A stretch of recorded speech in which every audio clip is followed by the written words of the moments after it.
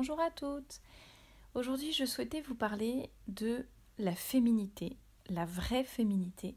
Alors pourquoi je dis vraie féminité ? Peut-être que le titre de ce podcast vous a interpellé.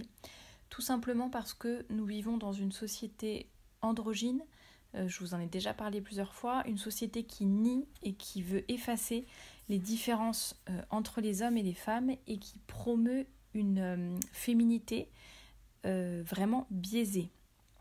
Notamment, je vais vous expliquer pourquoi. Les féministes notamment pensent vraiment défendre la femme, mais en fait elles font tout le contraire et c'est assez stupéfiant qu'elles ne se rendent pas compte. Alors pourquoi je dis cela ? Parce que elles nient le fait que la féminité est de la valeur en tant que telle, et pour les féministes, les femmes doivent ressembler aux hommes et les imiter pour avoir de la valeur, pour valoir quelque chose. Je trouve cela vraiment très humiliant, très rabaissant pour les femmes, comme si la féminité en elle-même n'avait pas de valeur, comme si les femmes n'avaient pas de richesse spécifique à apporter à l'homme et à la société de façon générale. Et c'est dans son livre Adieu Simone, les dernières heures du féminisme, que Gabrielle Cluzel dit avec beaucoup de justesse, je la cite: « Après avoir exigé la libération de toutes les femmes et de toute la femme, le féminisme a finalement voulu libérer la femme d'elle-même et ce faisant la nier. » Et c'est exactement cela. On a l'impression que c'est vraiment horrible d'être une femme, de pouvoir donner la vie déjà, d'être généralement plus sensible, plus intuitive, de faire davantage attention aux relations humaines. Comme si le fait, par exemple, d'être généralement moins forte que les hommes physiquement, comme si c'était vraiment terrible. Et d'ailleurs, les féministes ont beaucoup de mal à accepter, par exemple, la galanterie de la part des hommes qui, à la base, est une marque de respect et d'attention, alors que les féministes s'en scandalisent et disent je suis pas c'est bon, merci, je suis capable de tenir la porte toute seule, ou c'est bon, je peux rester debout. Comme si la galanterie voulait appuyer la faiblesse des femmes, alors que pas du tout. Évidemment, un homme sait très bien qu'une femme peut se débrouiller pour ouvrir une porte. C'est vraiment plutôt une marque de respect et d'attention. Et d'ailleurs, c'est très bien analysé par Marc Ducambre sur le blog Le Rouge et le Noir. Et je vais vous le citer, il dit: « Quand un maître d'hôtel raccompagne son client et lui ouvre la porte, il ne viendrait pas à l'esprit du plus grand des sots que la raison de cette prévenance est la faiblesse de l'obligé. Le marchand honore son client parce qu'il est important. La courtoisie se pratique pour la même raison, ou bien elle n'est qu'une barbarie maniérée. La protection d'une femme n'est pas un dû parce qu'elle est trop déficiente, trop frêle, trop molle, mais bien parce qu'elle est trop précieuse aux yeux du genre humain. » Donc évidemment, c'est pour des raisons beaucoup plus honorables que cela, que ce que veulent bien dire les féministes, que la galanterie existe tout simplement. Et une lectrice en fait m'a demandé de faire, elle voulait que je fasse un podcast pour expliquer comment être une femme dans une société où tout est fait pour que la femme ressemble à l'homme et où le modèle que l'on nous présente en permanence, le modèle de la femme idéale, est un modèle de femme assertive, rebelle, musclée, ambitieuse, arrogante, qui ne se soucie pas des autres, qui se met vraiment en premier, mais de façon plutôt égoïste. Bon, alors là, c'est sous prétexte d'épanouissement et de ne plus se laisser oppresser par les autres. Comme si être une vraie femme signifiait être insipide, s'écraser, ne jamais avoir d'idées, manquer de courage, ne pas avoir confiance en soi, devenir invisible, alors que pas du tout. Il y a vraiment un juste milieu. On peut être tout à fait une femme forte sans pour autant écraser les autres. On peut être intelligente sans le faire valoir ou l'utiliser contre les hommes. On peut être belle sans se transformer en objet sexuel. On peut être douce sans être fade ou influençable. Enfin, je pense que vous avez compris l'idée. Il y a vraiment un équilibre à avoir. Et c'est vrai que la propagande, parce que c'est une propagande, c'est un vrai lavage de cerveau, qui nous est servi chaque jour, nous pousse à aller contre notre nature et à rejeter ce qui fait notre spécificité et notre beauté féminine, ce par quoi nous complétons l'homme finalement et ce par quoi l'homme aussi nous complète.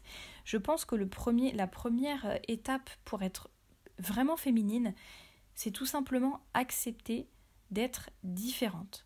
Accepter d'avoir des qualités et des dons que les hommes n'ont pas ou que les hommes ont moins.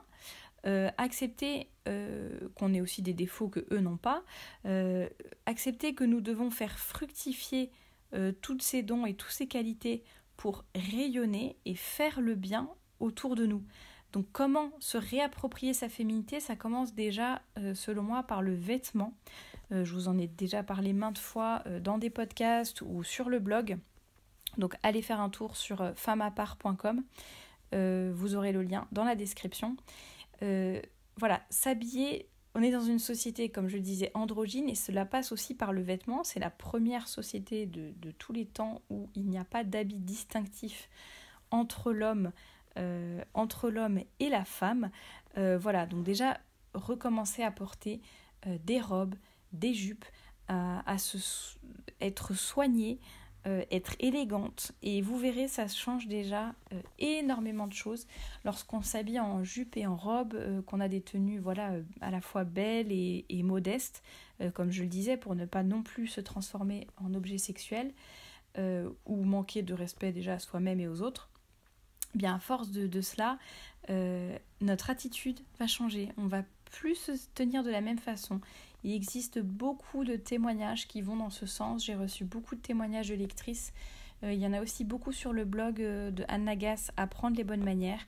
De témoignages qui vont dans ce sens et qui prouvent vraiment d'expérience que lorsque l'on commence à s'habiller comme une vraie femme, différemment de l'homme, eh bien, on n'est pas la même. On redécouvre sa féminité.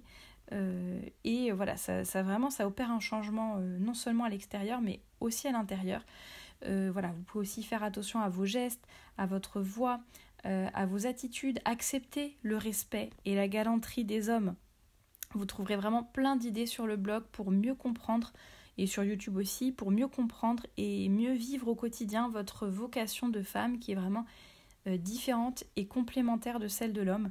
Je pense qu'il s'agit aussi de ne plus se laisser impressionner, influencer et surtout culpabiliser par les féministes en tout genre qui veulent nous faire croire des choses complètement absurdes. Et c'est vrai qu'elles ont des techniques de culpabilisation qui sont tellement bien rodées, j'allais dire, que parfois on se sent mal d'être une vraie femme, de se dire moi par exemple je veux être mère au foyer, je ne veux pas porter de pantalon, j'accepte tout à fait la galanterie des hommes, ça ne me dérange pas que mon mari fasse telle ou telle chose, et où ça ne me dérange pas par exemple que ce soit moi qui ai le plus de tâches ménagères à la maison, etc.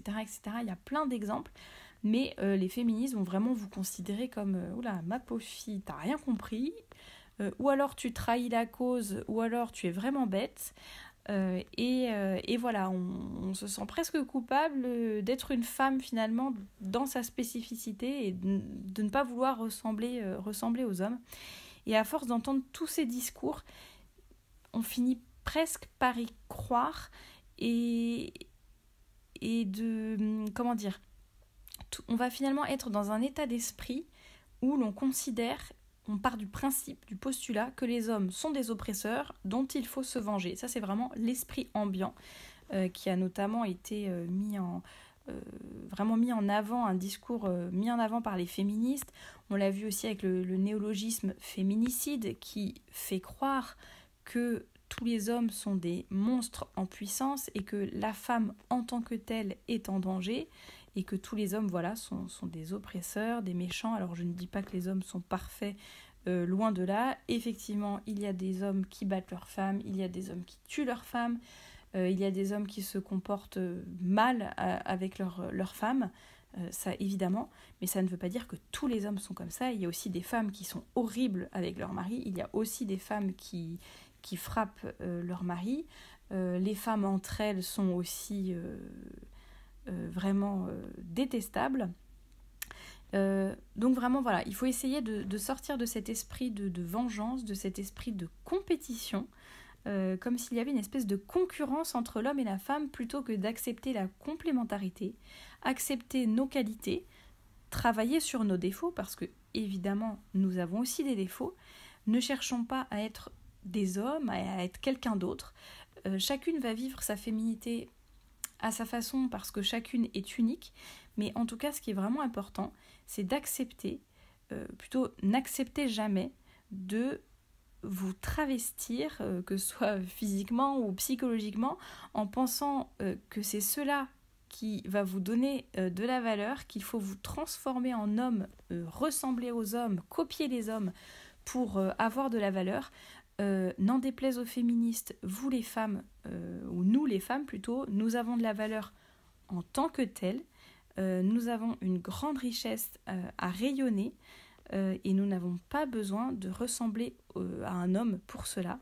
Donc vraiment, soyez fiers d'être des femmes, acceptez aussi vos limites, vos défauts, acceptez de prendre conscience de tout cela, acceptez qu'il faut aussi vous améliorer, travailler sur vous, acceptez aussi de vraiment miser sur vos qualités pour donner le meilleur de vous-même, et c'est vraiment comme cela que vous serez réellement heureuse et réellement épanouie et réellement libre, tout simplement.